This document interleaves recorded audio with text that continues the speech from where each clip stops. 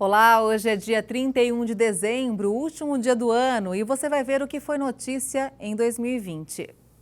Este ano foi marcado por desafios na política enfrentados pelo governo Bolsonaro. Os incêndios no Pantanal e na Amazônia também marcaram o segundo ano de gestão do Poder Executivo. Mas mesmo com todas as dificuldades, Jair Bolsonaro manteve a sua aprovação no melhor nível desde a chegada à presidência da República. Um dos primeiros e maiores desafios do governo Bolsonaro foi enfrentar a pandemia do coronavírus e todos os problemas que vieram com ela, como a crise econômica. Ao mesmo tempo, o governo federal teve que adotar medidas de combate à pandemia, proteção e estímulo à economia e pensar em possíveis vacinas contra a Covid-19. As medidas contribuíram para assegurar que os efeitos das medidas restritivas para frear o avanço do vírus não fossem ainda mais devastadores. Uma das ações que merece destaque foi a criação do auxílio emergencial, que até novembro contribuiu para a preservação de 12 milhões de postos de trabalho, beneficiou 65 milhões de pessoas e permitiu que 400 mil empresas se mantivessem abertas com a ajuda do governo federal. Em relação à busca de uma vacina eficaz contra o novo coronavírus, o Brasil se juntou aos esforços internacionais no combate à doença. Com as conclusões das 3 fases de testes das primeiras vacinas, o governo adotou um plano nacional de imunização, de maneira que toda a população do país receba as doses de forma igualitária e proporcional. Assim, as primeiras vacinas liberadas vão atender a grupos prioritários de profissionais da saúde e idosos. Outro desafio enfrentado pela gestão Bolsonaro foi o aumento das queimadas nas florestas nacionais. A Amazônia e o Pantanal passaram por momentos difíceis no combate às chamas, que devastou a flora e a fauna. Vários animais morreram e muitos outros foram resgatados com queimaduras. O governo federal enviou a Força Nacional para combater os incêndios florestais e adotou outras medidas para conter o desmatamento e as queimadas, como a Operação Verde Brasil 2, que tenta reverter a tendência de aumento da área desmatada. A presença militar nas áreas de florestas está prevista até abril de 2021, mas pode ser prorrogada. E mesmo com todas as dificuldades, o presidente Jair Bolsonaro manteve sua aprovação no melhor nível desde o início do mandato. Uma pesquisa do Instituto Datafolha divulgada no início de dezembro apontou que 37% dos brasileiros consideram seu governo bom ou ótimo, o mesmo percentual da pesquisa realizada em agosto. Em junho, eram 32%.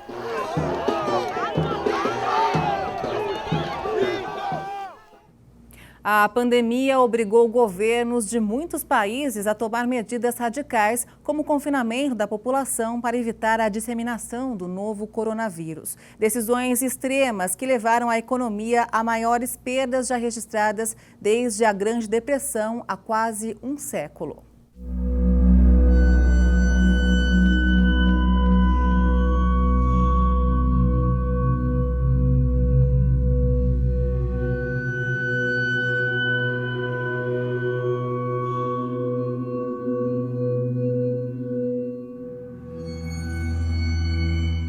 Cidades gigantes, locais públicos vazios, pontos turísticos fechados. O confinamento para evitar que o novo coronavírus se espalhasse provocou perdas severas na economia. O primeiro setor a ser atingido fortemente foi o turismo. A queda na receita foi de 460 bilhões de dólares somente no primeiro semestre. Aos poucos, outros segmentos também foram brutalmente impactados. Companhias gigantes suspenderam as operações. Em crise, muitas pediram recuperação judicial, como a Latam nos Estados Unidos. A pandemia provocou as maiores perdas econômicas e o maior nível de desemprego nos Estados Unidos desde a Grande Depressão na década de 1930. O preço do barril de petróleo chegou ao menor nível desde 1991. O PIB americano, a soma de tudo o que é produzido na economia, afundou 31% no segundo trimestre. Nas bolsas, a tensão foi grande. Os principais índices de ações pelo mundo tiveram fortes perdas em março com o fechamento das economias. Em Nova York, foi registrado o pior pregão desde 1987. Com tanta gente em casa, o consumo de bens pela internet disparou. Por isso, em meio à crise, o setor de tecnologia conseguiu se destacar. As ações de companhias gigantes americanas comandaram a retomada das bolsas nos Estados Unidos. A Apple se tornou a primeira empresa americana com valor de mercado superior a 2 trilhões de dólares, uma quantia maior que o PIB do Brasil e de dezenas de outros países. O ano também foi marcado pela separação de duas gigantes. A Boeing cancelou a compra bilionária da área de aviação comercial da Embraer. Segundo a americana, a empresa brasileira não cumpriu as exigências que constavam do acordo, mas a Embraer negou qualquer irregularidade. Vários países entraram em recessão. O Fundo Monetário Internacional espera uma contração do PIB mundial de 4,4% neste ano. O FMI afirmou que a China vai ser o único país a crescer em 2020. As perspectivas para o ano que vem são melhores, mas as incertezas permanecem.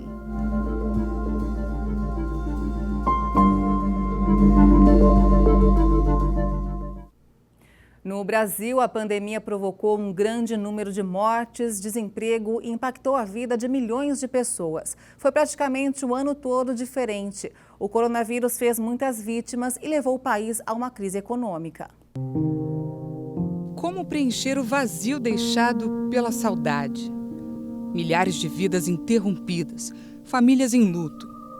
O Brasil foi atingido em cheio pela pandemia e rapidamente se transformou no segundo país com mais mortes no mundo por causa da Covid-19, atrás apenas dos Estados Unidos.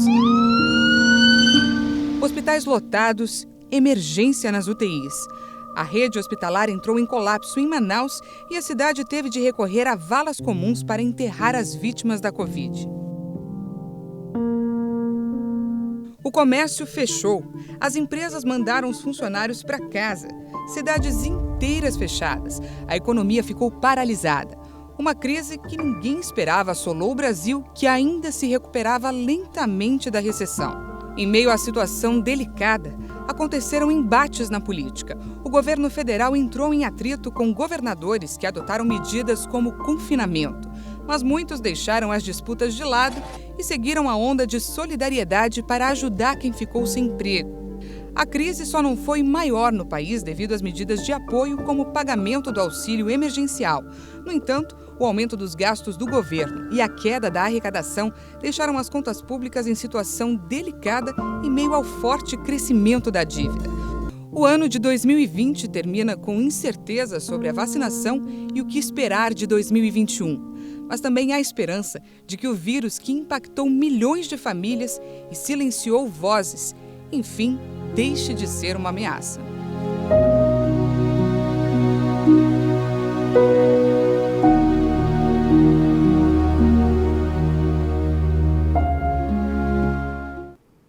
E antes da pandemia começar, uma separação movimentou o mundo. Depois de 4 anos de negociações, o Reino Unido saiu da União Europeia e, com isso, teve início o período de transição.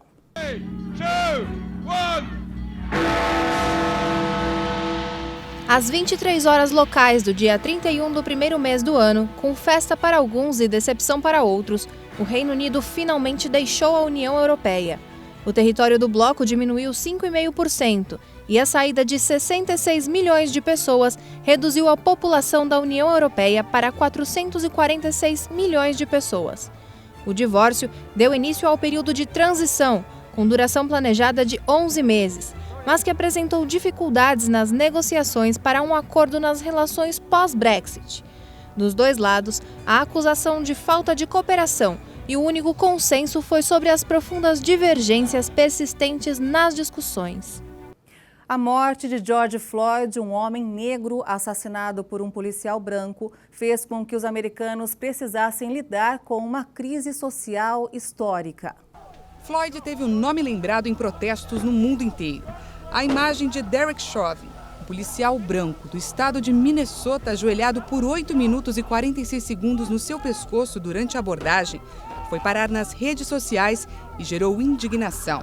Assim que a notícia se espalhou, as ruas foram tomadas, primeiro em Minneapolis, depois em outros estados americanos e logo em outros países.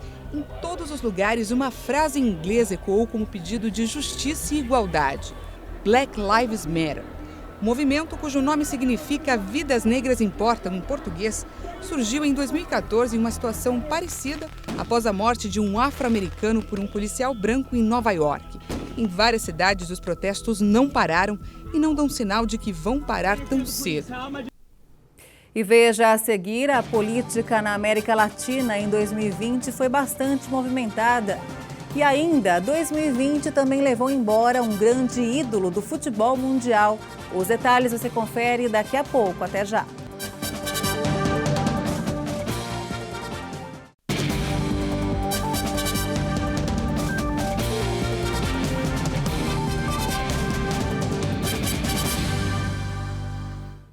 A confiança industrial subiu e atingiu o maior nível em 10 anos. Os dados foram levantados pela Fundação Getúlio Vargas. O índice de confiança da indústria avançou de 113 pontos em novembro para quase 115 pontos em dezembro. Com isso, o indicador chegou ao maior nível desde maio de 2010, quando estava em 116 pontos. Segundo a pesquisa realizada pela Fundação Getúlio Vargas, a recuperação da confiança, impulsionada pelos bens intermediários, indica que o setor está em uma conjuntura favorável, com aceleração da demanda e estoques ainda em nível considerado baixo. Em dezembro, 12 dos 19 segmentos industriais pesquisados tiveram aumento na confiança. A alta do índice de dezembro foi puxada pela melhora das perspectivas sobre a situação atual. O otimismo com o ambiente de negócios teve o maior nível desde abril de 2013. Apesar disso, a incerteza do consumidor tem deixado os empresários um pouco mais cautelosos. A política na América Latina também foi bastante movimentada em 2020. Vamos relembrar alguns fatos importantes que marcaram o ano. Aos 85 anos, Mujica teve como último cargo o de senador. Pepe, como era chamado, foi uma das principais lideranças da esquerda latino-americana, pegou em armas, foi preso em duras condições carcerárias nos anos 70 durante a ditadura uruguaia e assumiu uma postura de seriedade e humanidade na política institucional. Alheio a protocolos, quando eleito, continuou a viver na sua chácara, longe dos luxos do poder e dirigindo o próprio Fusca, que se tornou uma sensação entre os eleitores. Durante o governo, não conseguiu cumprir a promessa de reformar a educação e fechou a Companhia Aérea Nacional. No discurso de despedida, Mujica declarou que aprendeu que o ódio acaba sendo estúpido por provocar a perda da objetividade diante das coisas. Aos jovens, declarou que ter sucesso na vida era se levantar e sempre recomeçar após uma queda. O Peru já vivia contextos de crise política em 2019 e não teve vida diferente este ano. Vizcarra foi destituído pelo Congresso no segundo processo de impeachment, depois de uma primeira tentativa fracassada em um caso de contratos irregulares com um músico. A moção para retirar o popular presidente peruano foi aprovada com uma grande maioria e colocou no poder Manuel Merino, o presidente do Congresso, depois de grandes protestos populares que foram reprimidos pela polícia, o que gerou uma repercussão extremamente negativa. Merino renunciou apenas 5 dias depois de tomar posse. O responsável por assumir o cargo foi o centrista Francisco Sagasti, o terceiro a ocupar a presidência em apenas 8 dias. Ele pediu perdão em nome do Estado às famílias dos manifestantes mortos pela polícia durante os protestos contra Merino e garantiu um governo plural. Os peruanos vão às urnas em eleições gerais em abril de 2021. O plebiscito estava marcado para abril, mas teve que ser adiado por causa da pandemia, com uma participação de mais de 50%, a maior desde que entrou em vigor o voto facultativo. Os chilenos apoiaram a mudança constitucional com mais de 78% dos votos favoráveis à nova Carta Magna. Uma nova eleição está marcada para o dia 11 de abril de 2021. Os eleitores vão escolher os 155 constituintes que integrarão a Convenção Constitucional. A Praça Itália, no centro de Santiago, foi palco de comemorações pela aprovação. Rebatizada de Praça da Dignidade pelos manifestantes durante os protestos, ela foi tomada por chilenos felizes com a vitória popular. Depois da contestada reeleição de Evo Morales em outubro de 2019, em 2020, o povo escolheu Luiz Arce como novo presidente da Bolívia. Entre os candidatos estavam o segundo colocado no ano anterior, o centrista Carlos Mesa, o líder de extrema-direita Luiz Fernando Camacho e a presidente interina Jeanine Áñez, que abandonou a disputa antes da votação. O candidato do Movimento ao Socialismo já aparecia como favorito nas pesquisas, mas surpreendeu na boca de urna e apareceu como vencedor no primeiro turno, um resultado confirmado pelos órgãos eleitorais. Arce, um dos responsáveis do chamado milagre econômico do governo de Evo entre 2006 e 2019, foi eleito em votações com comparecimento recorde de mais de 88%, mesmo com as restrições impostas para combater o novo coronavírus. A vitória permitiu o retorno de Morales ao país, que depois de ser pressionado pelo exército a renunciar em 2019, estava exilado na Argentina. No dia 4 de agosto, uma imagem vinda do porto de Beirute chocou o mundo. Uma explosão matou diversas pessoas e deixou mais de 6 mil feridos.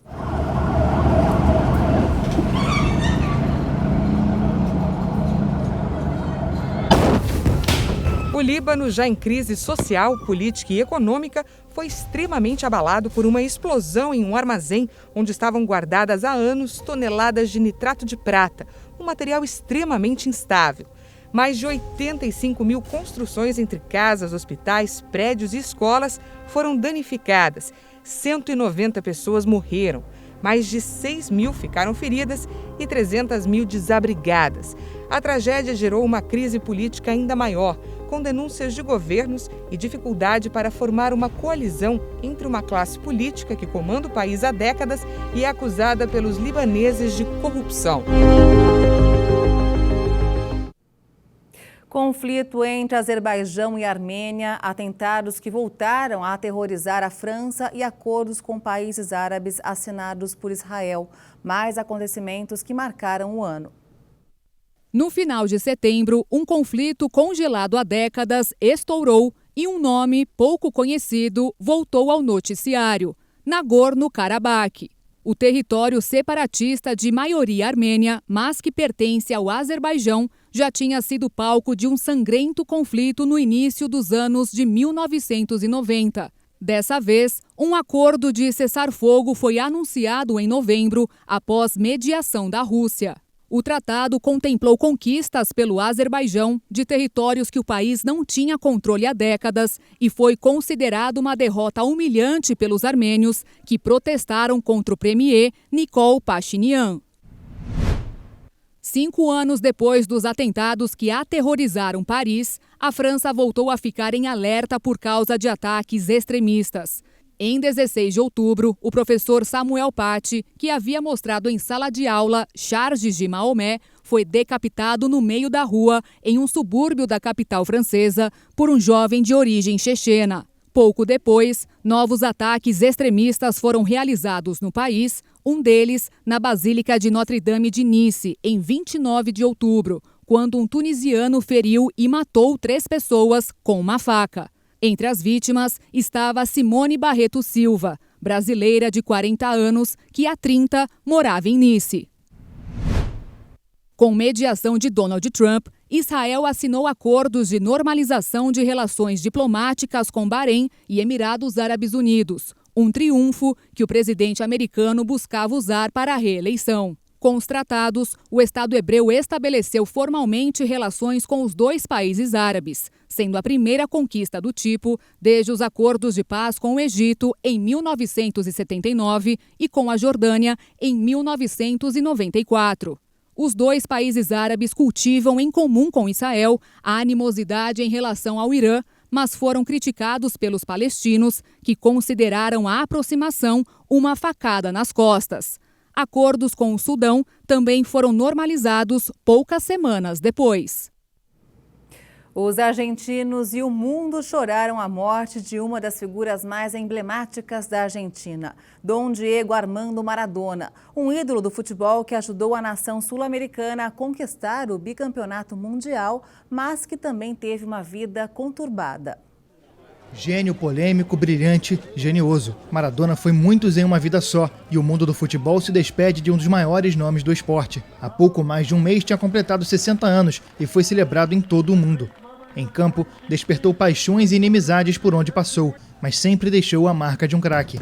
Considerado um deus por muitos argentinos, Maradona nasceu em 30 de outubro de 1960. Viveu a infância em Villa Fiorito, um bairro muito pobre da periferia de Buenos Aires, onde começou a se destacar pela habilidade com a bola nos pés. Com a camisa da Argentina, se consagrou em 1986 na Copa do México. Nas quartas de final fez história, um gol polêmico de mão, outro brilhante, depois de driblar todo o time da Inglaterra para lavar a alma de um país que anos antes havia sido humilhado na Guerra das Malvinas pelos mesmos ingleses.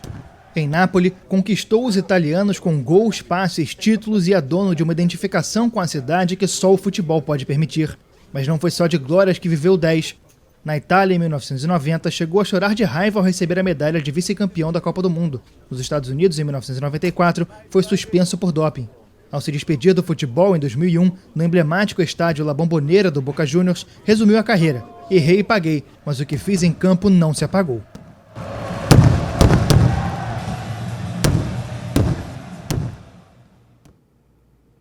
E essa edição termina aqui. Muito obrigada pela sua companhia. Tchau.